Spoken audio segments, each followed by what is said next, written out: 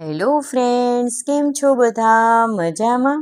Welcome to my Priva cooking channel. આજે આપણે બનાવશું મોહનથાળ, અને એ પણ આપણે કોઈ પણ જાતના કલર વિના અને કોઈ પણ જાતના માવા વિના બનાવશું, પણ સ્વાદમાં એવું જ બાર જેવો જ બનશે. અને એ કઈ રીતે બનશે, એના માટે થઈને શું શું જોઈશે, ચાલો આપણે જોઈ લઈએ. તો એના માટે થઈને મેં એક બાઉલ લીધું છે, અને બાઉલમાં મેં દૂધ નાખ્યું છે, એક નાની એવી વાટકી, અને એટલી જ વાટકીનું પ્રમાણ રાખીને એટલું જ ઘી નાખવાનું છે. મેં દેશી ઘી લીધું છે, અને આ બંને વસ્તુને ગેસ ઉપર થોડુંક હુંફાળું ગરમ થાય ને ત્યાં સુધી ગરમ કરી લેવાનું છે, કારણ કે દૂધ છે એ આપણે ઠંડુ લીધું છે, અને ઘી પણ થોડુંક મેલ્ટેડ નથી લીધું, એટલે આ બે વસ્તુ થોડી ગરમ થાય તો મેલ્ટ થઈ જાય અને દૂધ થોડુંક ગરમ થઈ જાય. એને હવે આપણે સાઈડમાં મૂકી દીધું છે.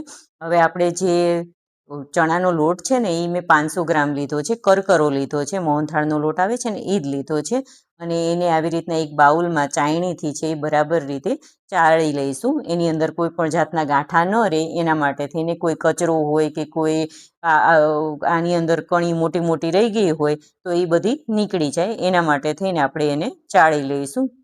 આપણો લોટ જો ચાળાઈ ગયો છે, અને એની અંદર કોઈ પણ જાતનો કચરો પણ નહોતો, તોય પણ ચાળવો જરૂરી છે. હવે આપણે જે ધાબુ દેવા માટે થઈને દૂધ અને ઘી ગરમ કર્યા હતા એને આની અંદર હવે ધીમે ધીમે ધીમે ધીમે મિક્સ કરીશું. એકસાથે નહીં નાખવાનો, નકર તો લોટ બંધાઈ જશે. આને ધીમે ધીમે આવી રીતના આપણે મૂણ દેતા હોય ને એવી રીતના એને સરસ રીતે બધી બાજુ આમ મિક્સ કરતું જવાનું અને નાખતું જવાનું, જ્યાં સુધી એમ ન લાગે કે આપણો લોટ હવે વધારે નાખશું તો બંધાઈ જશે, ત્યાં સુધી એને નાખવાનું છે. આપણે આ જે ધાબુ દીધેલું દૂધ અને ઘી છે દેવા માટે જે બનાવ્યું છે એને આવી રીતના મિક્સ કરતું જવાનું, બે હાથથી ને લોટને છૂટો છૂટો પાડતો જાવ, આંગળી લાગતી હોય એને છૂટી છૂટી પાડતી જવાની. બસ જો આવી રીતના આ બધું જ દૂધ અને ઘી આપણે આની અંદર નાખી દીધું છે.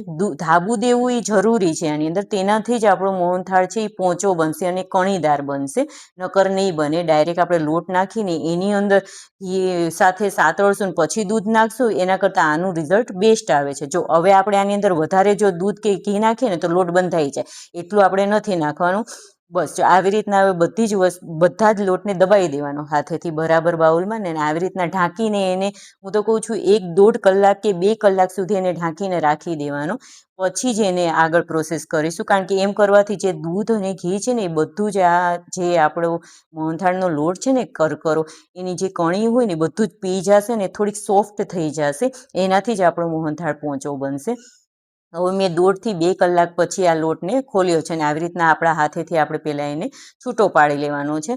અને પછી આપણી જે ઘઉં ચાળવાની ચાયણી આવે છે ને, મોટી ઘઉં ચાળવાની, ઘઉંના લોટ ચાળવાની નહીં, ઘઉં ચાળવાનો જે ચાયણો આવે છે ને એમાં આપણે આ બધો જ લોટને ચાળી લઈશું. એટલે બધી જે મોટી મોટી ગાંગડીઓ હશે ને આ લોટની અંદર એ ભાંગી જશે ને એક સરખી કણી બનશે આની અંદર. એના માટે થઈને આપણે આવો એક ચાયણો લઈ લેવાનો છે, ને એની અંદર આપણે જે આ લોટ નાખ્યો છે ને, આપણે ધાબુ દીધેલો લોટ છે ને એને આની અંદર બરાબર રીતે ચાળી લઈશું. મોટી મોટી ગાંગડીઓ હોય તો એને થોડુંક આમ હાથથી ઘસવાનું, એટલે એ આપમેળે તૂટી જશે, ગાંગડીને નીચે કણીદાર બની જશે ને પડી જશે નીચે. એટલે આવી રીતના આમ ઘસતા જવાનું હાથેથી, એવું લાગે મોટું મોટું એને, અને એને એની અંદરથી ચાળી લેવાનું. જો આવી રીતના આપણે બધા જ લોટને છે એ સરસ રીતે ચાળી લઈશું. જો આમ ઘસવાનું હાથથી એટલે એ નીકળી જશે આપણું, ને છૂટું છૂટું પડી જશે. બસ જો આવી રીતના આપણે બધા જ લોટને સરસ રીતે ચાળી લઈશું. આ પ્રોસેસથી જ એમાં કણી પડે છે. મોહનથાળમાં કણી કણી દેખાય છે ને, આ ધાબુ દઈને આવી રીતના ચાળવાથી જ એક સરખી કણી બને છે આની અંદર. જો આપણો બધો જ લોટ છે એ આની અંદર ચડાઈને તૈયાર થઈ ગયો છે. જો હવે જો આ હાથેથી આપણે કરીએ તો આખો છૂટો છૂટો પડેલો છે, લોટ એક સરખો થઈ ગયો છે અને કણીદાર બની ગયો છે. આવો જ લોટ આપણે તૈયાર કરવાનો છે. જો આપણો તૈયાર થઈ ગયો છે ને, હવે આપણે આના માટે થઈને હવે આગળની પ્રોસેસ કરીશું. એના માટે થઈને એક મેં લોયું લીધું છે. આનું માપ રાખવાનું, મોહનથાળમાં હંમેશા મોહનથાળનો જેટલો લોટ હોય ને એટલું જ ઘીનું માપ રાખવાનું, અને એનાથી થોડીક ઓછી ખાંડ રાખવાની. જેમ કે 1 કિલો લોટ હોય ને તો 1/4 કિલો ખાંડ જોઈએ, અને આની અંદર આપણે આમ બહુ મીઠાશ જોઈતી હોય ને તો 400 ગ્રામ નાખી શકાય, અને ઓછું મીઠું ખાતા હોય ને તો 250 ગ્રામથી પણ થઈ જાય છે.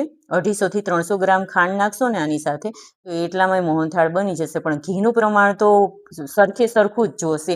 500 ગ્રામ લોટ હોય તો 500 ગ્રામ ઘી જોશે, કિલો લોટ હોય તો કિલો ઘી જોશે, તો જ આપણો મોહનથાળ સરસ આમ કહો ને કે પોચો અને સરસ બનશે. એટલે માપ તો આવું જ રાખવું પડશે. એટલે એ પ્રમાણે માપ લઈને આપણે ચાલવાનું છે. તો મેં આની અંદર જે ઘી નાખ્યું છે થોડુંક અત્યારે ઓછું નાખ્યું છે, પણ આપણે ધીમે ધીમે આ લોટને મિક્સ કરતા જઈશું અને પછી એની અંદર જેટલું જોઈશે એ પ્રમાણે ઘી નાખતા જઈશું.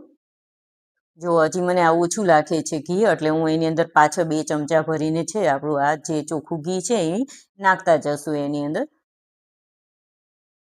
વધારે થઈ જશે તોય વાંધો નહીં આવે, પણ જેમ ઘી હશે એમ જ આપણો મોહનથાળ સરસ બનશે. જેમ ઓછું ઘી હશે એમ ડ્રાય લાગશે આપણને મોહનથાળ, પોચો નહીં લાગે આપણો મોહનથાળ.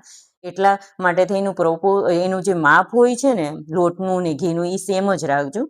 મીઠાશમાં કિલો એ 1.25 કિલો રાખવાની, અને આપણે જે 500 ગ્રામ લોટ લીધો છે એની સામે 300 ગ્રામ લોટે તો બહુ સરસ બની જાય છે. ને મીઠું વધારે જોઈતું હોય તો 400 ગ્રામ નાખવાની. બાકી આપ માપે જ ચાલશો એટલે સરસ મોહનથાળ આપણો બનશે. બસ જો આવી રીતના હવે આપણે આ બધી જ વસ્તુઓને વ્યવસ્થિત મિક્સ કરતા જશું અને શેકતા જશું. હજી મને થોડુંક છે એ આની અંદર છે એને હવે આવી રીતના પકડીને આપણે ગરમ લાગતું હોય એટલે આપણે હવે સાણચીથી પકડીને આને સરસ રીતે મિક્સ કરતા જશું. અને આ આપણે જે શેકીએ છીએ લોટ એને વ્યવસ્થિત રીતે લાલ ન થાય ત્યાં સુધી શેકવાનું છે. હજી મને થોડુંક છે એ ઘી ઓછું લાગે છે એટલે હું એની અંદર ઘી એડ કરું છું. હજી જ્યાં સુધી આમ લચકો ન લાગે ને આપણને લોટ ત્યાં સુધી આપણે થોડુંક ઘી એની અંદર ઉમેરવું પડશે. હા, પછી વધારે ઉમેરવાની જરૂર નથી. જો હવે છે આપણું ઘીનું પ્રમાણ વ્યવસ્થિત થઈ ગયું છે ને હજી જેમ શેકાશે એમ આની અંદરથી ઘી છે એ છૂટું છૂટું પડતું જશે, કારણ કે આપણે ઘીનું ધાબું દીધું હતું ને એટલે એ પ્રમાણે પછી ઘી નાખતું જવું પડશે. પણ 500 ગ્રામ તો આની અંદર ઘી જોશે જ 500 લોટની સામે.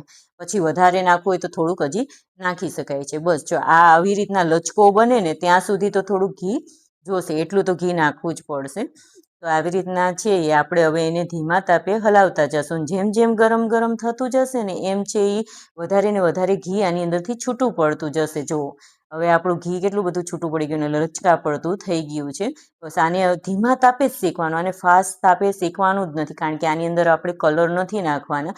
અને ધીમા તાપે શેકશો ને તો હજી આની ચણાના લોટની સ્મેલ છે ને એ ઓછી થઈ જશે. અને ફાસ્ટ ગેસે કરશો ને તો ચણાના લોટની સ્મેલ આવશે ને દાજી જવાની સ્મેલ આવશે. એટલે આના માટે થઈને થોડુંક ધીરજ રાખવાની અને શાંતિથી કરવાનું આ વસ્તુને. બસ આને ધીમા તાપે આવી રીતના હલાવતું જ જવાનું જ્યાં સુધી આનો કલર છે ગોલ્ડન કલરનો, કેસરી કલરનો ન થાય ત્યાં સુધી આને ધીમા તાપે આપણે હલાવતા જશું. જો આનો હવે કલર છે એ ધીમે ધીમે ચેન્જ થતો જાય છે. જો આવી ગયો છે ને એનો આપણે જે મોહનથાળનો કલર હોય છે એ આવી ગયો છે હવે આપણો. બસ જો આપણે છે ને આવો જ કલર આનો કરવાનો છે. થોડીક વાર આપણે આને હવે ધીમા તાપે શેકશું અને પછી આપણે એને ઉતારીને સાઈડમાં મૂકી દઈશું. જો કલર આવી ગયા, આમાં કોઈ પણ જાતનો કલર નહીં નાખો ને તોય એટલો જ સરસ બનશે, બહાર જેવો જ દેખાવમાં બનશે. એટલે આની અંદર કોઈ કલર નાખવાની જરૂર નથી, કારણ કે આપણા બાળકો ખાતા હોય એટલે કલર ના નાખીએ તો એ બેટર છે. બાકી લુકવાઇઝ જવું હોય તો કલર નાખી શકાય છે. જો હવે આપણો એ લોટ શેકાઈ ગયો છે બરાબર, એને સાઈડમાં મૂકી દીધો છે. હવે એક મેં કઢાઈ લીધી છે, એની અંદર મેં છે એ 300 ગ્રામ જેટલી ખાંડ નાખી છે અને એટલા જ પ્રમાણમાં પાણી નાખ્યું છે. ખાંડ ડૂબે એટલું પાણી નાખવાનું છે અને એને હવે આપણે આવી રીતના ધીમે ધીમે હલાવશું. જ્યાં સુધી આપણી ખાંડ ન ઓગળે ત્યાં સુધી તાપ છે એ થોડોક મીડિયમ રાખવાનો. બસ જો આપણી ખાંડ હવે ઓગળી ગઈ છે. હજી આની અંદર છે ખાંડમાં આપણને થોડીક છે આ મેલ જેવું દેખાય છે.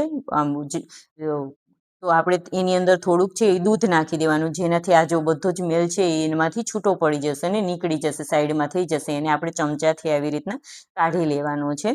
જો હવે છે આપણી ચાસણી થોડીક ચોખ્ખી થઈ ગઈ છે પહેલાં કરતાં થઈને, કારણ કે પેલી થોડીક ઓલી લાગતી હતી મેલા જેવી.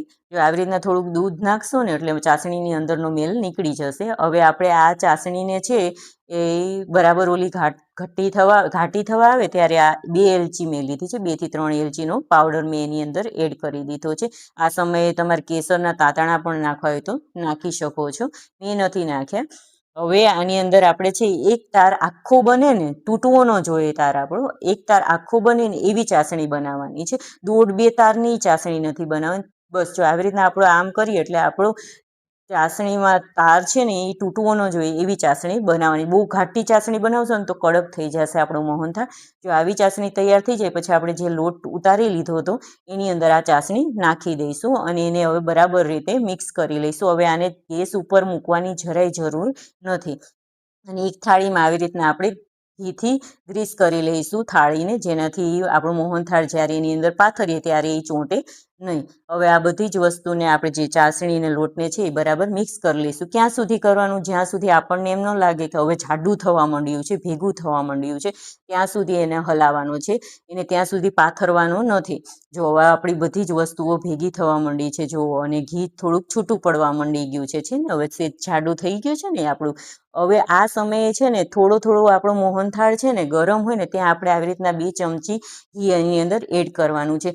ગરમા ગરમમાં ઉતારીને તરત જ ઘી નથી એડ કરી દેવાનું, થોડુંક હલાવવાનું છે. ઘટ્ટ થઈ જાય પછી એની અંદર 2 ચમચા ઘી નાખવાનું. આનું કારણ પણ પોચો કરવાનું છે. આ ઘી નાખશો ને એનાથી આપણું મોહનથાળ છે થોડુંક શાઇની પણ બનશે, શાઇનિંગ એના ઉપર આવી જશે અને આપણું મોહનથાળ પોચો બનશે.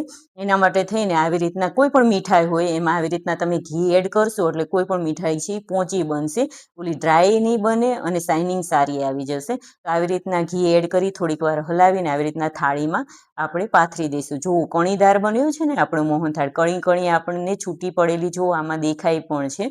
અને આવી રીતના ધાબુ દઈને ને આવી રીતના ધીમે ધીમે શેકવાથી, ધાબુ દઈને એને 2 કલાક રાખવાથી આપણી કણી પોચી બને છે, ડ્રાય નહીં બને આપણી આની અંદરની જે મોહનથાળની કણી હશે ને એ.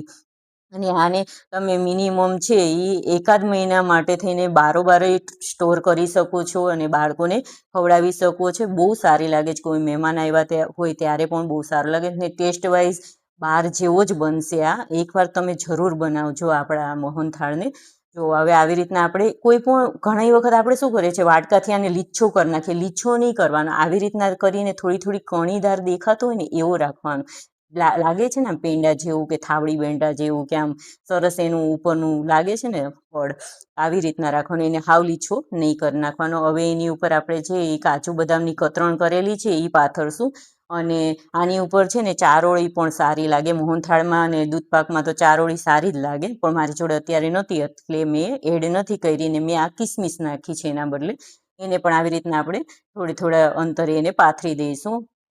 આવી રીતના કાજુ બદામને બધી બાજુ સરસ રીતે આપણે એને પાથરી દઈશું, જેનાથી એનો લુક સારો આવે. અંદર નથી નાખ્યા કારણ કે કટ કરવામાં શું થાય પછી વચ્ચે વચ્ચે આવે ને તો આપણા પીસ સરખા નહીં થાય, એના હિસાબે મેં ઉપરથી નાખ્યું છે. હવે આપણે આને સરસ રીતે કટકા કરી લઈશું. તમને જેવા ગમે એવા રીતે કટકા કરી શકાય છે. હું આના મીડિયમ ચોરસ કટકા કરું છું. તમને ડાયમંડ શેપ ગમતો હોય તો એ શેપમાં પણ તમે કટ કરી શકો છો. આવી રીતના મીડિયમ કટકા મેં કર્યા છે. આપણે એના બધા જ કટકા કરી લઈશું.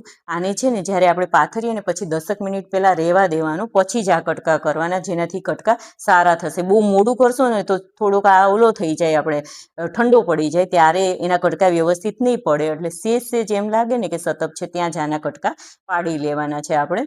જો મેં હું આના બધા જ એક સરખા ચોરસ કટકા કરી લઉં છું. આપણા જુઓ મોહનથાળના કટકા એટલે કે એના કાપા પડાઈ ગયા છે. હવે આપણે એને થોડોક કાઢીને બતાવશું મોહનથાળને.